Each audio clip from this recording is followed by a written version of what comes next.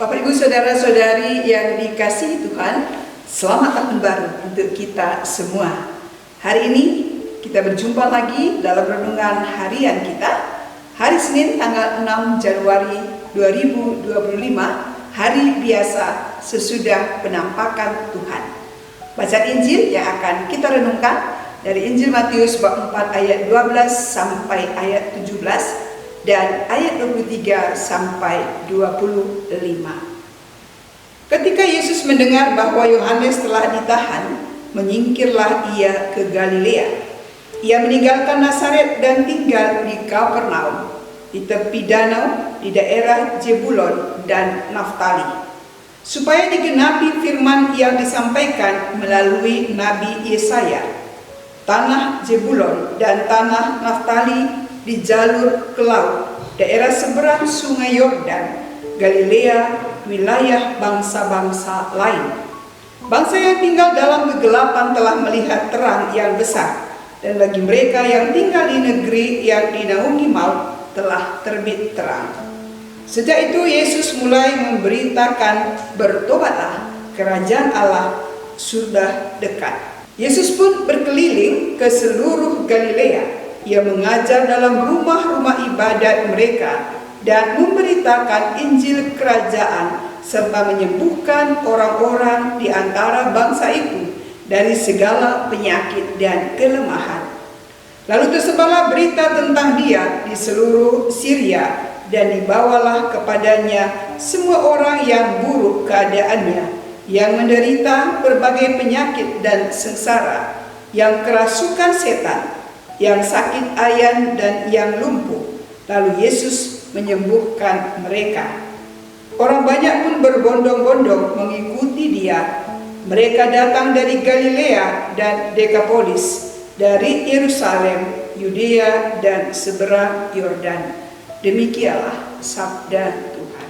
Saudara-saudari yang terkasih, tema permenungan kita hari ini, bertobatlah sebab kerajaan Allah sudah dekat. Saudara-saudari, orang yang ingin maju dan berkembang harus berani meninggalkan zona nyaman dalam hidupnya.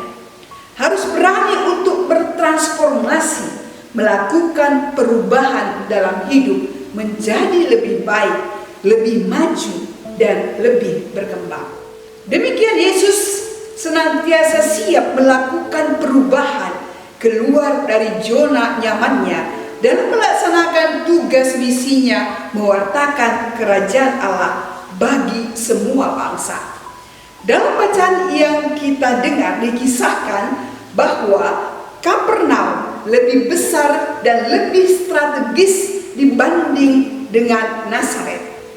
Itu sebabnya setelah pelayanan Yohanes Pembaptis berakhir dengan penangkapannya, Yesus memilih pergi ke daerah Galilea dan menetap di Kapernaum.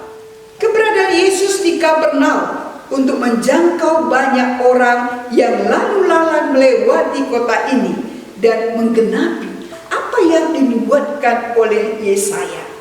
Yesus sang terang menerangi kegelapan, yakni orang-orang yang belum mengenal kerajaan Allah dan kebenarannya. Perpindahan Yesus ke Kapernaum merupakan penggenapan nubuat Nabi Yesaya demi kepentingan misi yang Yesus kerjakan, yaitu membawa terang bagi bangsa-bangsa yang hidup dalam kegelapan yang dinaungi oleh maut. Saudara-saudari yang terkasih, di situ ia mulai berkhotbah dengan menyerukan agar orang-orang bertobat dan percaya kepada kabar baik dari Allah. Terang yang menyelamatkan itu bukan hanya diberitakan bagi orang-orang yang hidup di Israel dan sekitarnya, melainkan semua suku bangsa yang masih hidup di dalam dosa dan kegelapan. Saudara-saudari, pertobatan bukan sebatas kewajiban, tapi ketulusan hati, kesiapan hati, dan perubahan hati untuk mengarahkan tujuan hidup kita kepada kebahagiaan dan keselamatan. Pertobatan di mana telinga kita bisa mendengarkan undangan Tuhan dan hati kita merasakan kasih-Nya dan berkat-Nya yang dapat membantu kita untuk melakukan kehendak-Nya.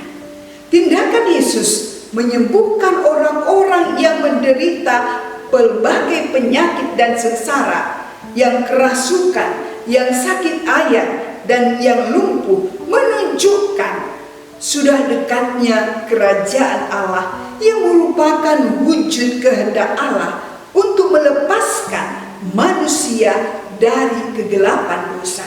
Saudara-saudari, Yesus sebagai terang menghantar setiap orang yang percaya untuk berjalan menuju Bapa, berjalan menuju keselamatan.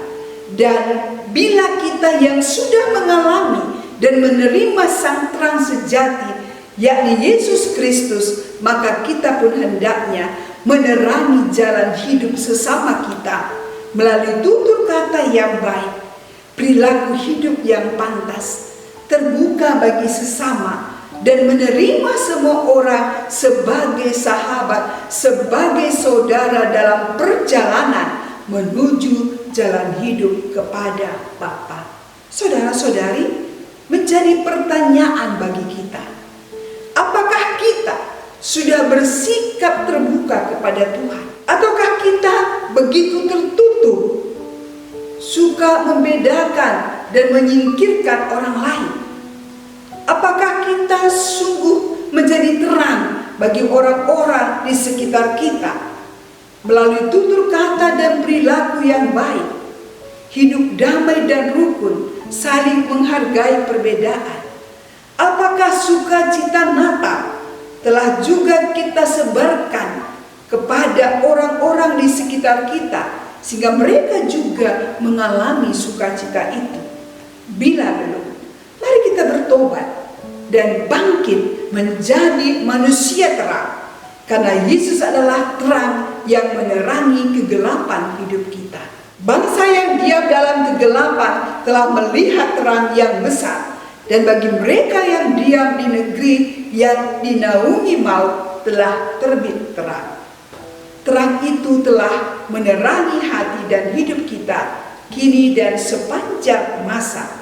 Maka marilah kita juga membawa terang itu bagi sesama, sehingga kita bersama sungguh-sungguh dapat merasakan kehadiran kerajaan Tuhan itu dalam hidup kita. Tuhan memberkati.